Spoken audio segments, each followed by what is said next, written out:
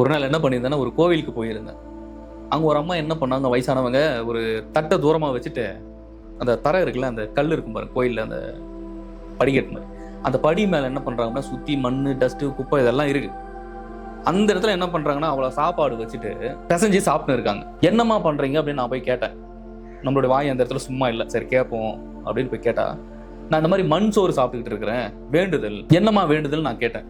அந்த அம்மா அதுக்கு சொன்னாங்க, இல்ல ஒரு வேண்டுதல் அது சொல்லக்கூடாது, நிறைவேறாது அப்படின்னு. சரிம்மா, ஓகே, நான் இதுக்கு மேல உங்களை டிஸ்டர்ப் பண்ணல, நீங்க சொல்றது கரெக்ட் தான் அப்படின்னு நான் என்ன பண்ணேன், அதை அப்படியே இயல்பா கடந்து விட்டேன். சரி, அப்படியே நானும் குறுகுறுன்னு பாத்துக்கிட்டு இருந்தேன். அதுக்கப்புறம் அவங்க என்ன பண்ணாங்க, எழுந்து வந்தாங்க. எழுந்து வந்தோன்னு என்ன ஆச்சுன்னா, என்னம்மா இது, ஏமா இந்த மாதிரி எல்லாம் அப்படின்னு நான் கேட்டேன். இல்லைங்க, இறைவன் கிட்ட நான் கோயில் நான் வேண்டிக்கிட்டேன், எனக்கு வேண்டியது அது நிறைவேறிச்சு, அதனால நான் இப்போ அந்த வேண்டுதலை நிறைவேற்றுறேன், நான் மண் சோறு சாப்பிட்றேன். நான் என்ன சொன்னேன், ஏமா அது மேல மண் சோறு சாப்பிடணும்னு முடிவாயிடுச்சு, ஏமா அது மேல வச்சு சாப்பிட்றீங்க, அந்த கல்லு மேல கல்லை கழுவிட்டு தொடச்சிட்டு ஏமா அது மேல சாப்பிட்றீங்க, பூமியில தான் நிறைய மண் இருக்குது, நீங்க இப்படியே உட்காந்து சாப்பிடலாமே, இதனால உண்மையான மண் சோறுன்னு சொன்னது தப்பு இருக்கா? ஏன்னா மண் சோறு தின்னணும்னு முடிவு பண்ணியாச்சு, மண்ணு வயிற்றுக்குள்ள போய் உங்களுடைய குடலை கிழிக்கணும், உங்களுடைய கிட்னி ப்ராப்ளம் வரணும், இதெல்லாம் வரணும், நீங்க முடிவு பண்ணியாச்சு. அப்புறம் எதுக்கு அந்த படிக்கட்டுல இருக்கிற கல்லு மேல சுத்தமா அதை வாஷ் பண்ணிட்டு அதை கழுவிட்டு அது மேல எதுக்கு சாப்பாடு போட்டு சாப்பிடணும்? அதான் மண்ணே இருக்க, மண்ணில் கொட்டிட்டு சாப்பிடலாம சாப்பாடு.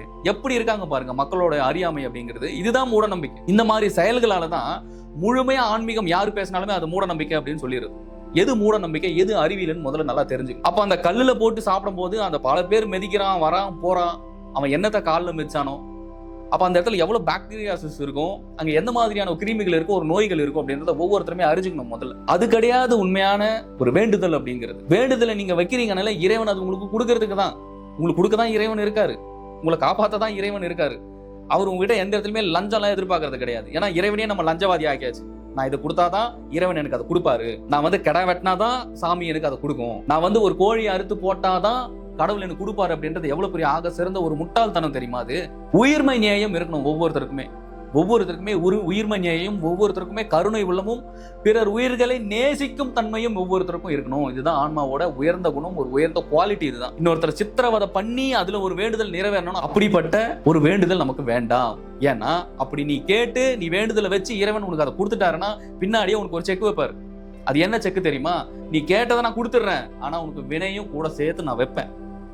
ஏன்னா அந்த உயிர் நீ எடுத்துட்டல, அந்த உயிருக்கு யார் பதில் சொல்றது? இந்த பிரபஞ்சத்தை பொறுத்த வரைக்கும் எல்லாமே ஒரு காரண காரியம் தான். நீங்க ஒரு செயலை நீங்க செய்யணும் அப்படின்னாலும், நீங்க உங்க எதிரில் இருக்கக்கூடிய ஒரு வாட்டர் பாட்டில நீங்க எடுக்கணும்னா கூட எதுக்குன்ற ஒரு ரீசன் சொல்லணும். எதுக்கு வாட்டர் பாட்டில் எடுத்து அதை குடிக்க போறேன், தண்ணியை குடிக்க போறேன் அப்படின்ற ஒரு ரீசனை சொல்லணும். எதுக்கு காலேஜுக்கு போறேன், நான் படிக்கிறேன், நான் படிச்சாதான் நாளைக்கு நான் இங்க ஏதோ ஒரு தொழில் செய்ய முடியும் அப்படின்னு நோக்கத்துக்கு நீ போற. அப்ப நீங்க இங்க என்ன செஞ்சாலுமே பிரபஞ்சத்துல பதில் சொல்லிட்டு தான் எடுக்கணும். அப்ப ஒரு உயிரை நீங்க வெட்டுற, உனக்கு கொல்ற அப்படின்னா அப்ப அதற்குண்டான பதிலை, சரியான பதிலை நீ கொடுக்கணும்ல. அப்ப இறைவன் பார்த்துட்டு தானே இருக்காரு. அப்ப உன்னுடைய தேவைக்கு நீ இறைவன் பெயரை சொல்லி நீ இங்க ஒரு உயிரை பலி கொடுத்துப்பியா, ஒரு உயிரை கொல்லுவியா? இது சரியானதா? இறைவன் அப்படி கிடையாதுங்க. இறைவன் ஒரு அன்பினுடைய சொரூபம் தான் இறைவன். சிம்பிளா சொல்லணும்னா அது ஒரு எனர்ஜி, அது ஒரு பேர் ஒலி, அது அவ்வளவுதான். அந்த பேர் ஒலிக்கிட்ட நீ என்ன கேட்டாலுமே அது உனக்கு கொடுக்கும். அது கேட்கறதுக்கு ஒரு முறை இருக்கு. நீ இந்த பலி கொடுக்கறதுனாலயோ இல்ல மத்தவங்களை சித்திரவதை பண்ணி நீ ஒரு வேண்டுதலை செலுத்தி அதனாலயோ உனக்கு இறைவன் கொடுக்கல. முதல்ல அதை ஆழ்ந்து ஒவ்வொருத்தரும் புரிஞ்சுக்கணும். நீ முதல்ல பிரபஞ்சத்தை நம்பணும். பிரபஞ்சம் தான் கொடுக்குது. நீ பிரபஞ்சத்தை நம்பாம நீ ஒரு வேண்டுதல் என்ற பேர்ல நீ வச்சுட்டு, நான் உனக்கு ஆடு வெட்டுறேன், நான் கோழி வெட்டுறேன், எந்த சாமியும் கேட்கல, மனுஷன் தான் எங்க ஆடு வெட்டு கோழி வெட்டுன்னு கேட்டுட்டு இருக்கான். எந்த இறைவனும் நேரடியா மேல இருந்து எனக்கு ஆடு வெட்டு கோழி வெட்டுன்னு சொல்லல. அப்படி எதனா ஆதாரமும் இங்க கிடையாது. மனுஷன் தான் சொல்லின்னு இருக்கான், எனக்கு குவாட்டர் வாங்கி கொடு, எனக்கு கோழியை வாங்கி கொடு, எனக்கு கடா வெட்டு, இந்த மாதிரி அப்படின்ட்டுலாம் சொல்றது. இறைவன்லாம் சொல்லல. இறைவனுக்கும் உயிர் பலிக்கும் சம்பந்தமே கிடையாது. உயிர் பலி கேட்பவர் இறைவன் கிடையவே கிடையாது. பிசாசுகள் தான் கேட்கும் உயிர் பலி. அப்ப இறைவனை நீங்க எப்படி புரிஞ்சு வச்சிருக்கீங்க, இறைவனை நீங்க எந்த மாதிரி நீங்க பாக்குறீங்க அப்படின்ற ஒரு கோணம் இருக்குதுல்ல, இது முற்றிலும் தவறான ஒரு கோணம். நம்மளுக்கு ஒரு விஷயம் நடக்கணும், அதனால நான் ஒரு உயிரை நான் எடுக்கிறேன்னா சத்தியமா இறைவன் கொடுப்பாரு தான். ஆனா நீ உயிர் பலி கொடுத்ததுனால இறைவன் உனக்கு கொடுக்கல, நீ கேட்டதுனால இறைவன் கொடுத்தாரு. நீ கேட்டதுனால மட்டும்தான் இறைவன் கொடுத்தாரு. ஆனா நீ அதை கொண்டுட்ட. அப்ப அதை கொண்டுட்டதுக்கு அப்புறம் அதுக்கு பதில் நீ நிச்சயமா சொல்லியே ஆகணும். அந்த பதில் தான் கர்மா. இப்படி மண்சோரை சாப்பிடுறது, இந்த மாதிரி பலிகள் கொடுக்கிறது, இதுவா வழிபாடு? நீங்கள் செய்கின்ற ஒவ்வொரு செயலையுமே சிவபெருமான் மேலிருந்து பார்த்து கொண்டுதான் இருக்கிறார். நீ எந்த இறைவனை வேணாலும் வழிபட்டுக்க, அதை பத்தி பிரச்சனையே கிடையாது. ஆனா எந்த இறைவனாக இருந்தாலும் சரி, இறுதியில் ஒரே ஒரு இறைவனிடத்தே தான் சரணாகதி அடையணும். அவரே அப்பன் சிவபெருமான்.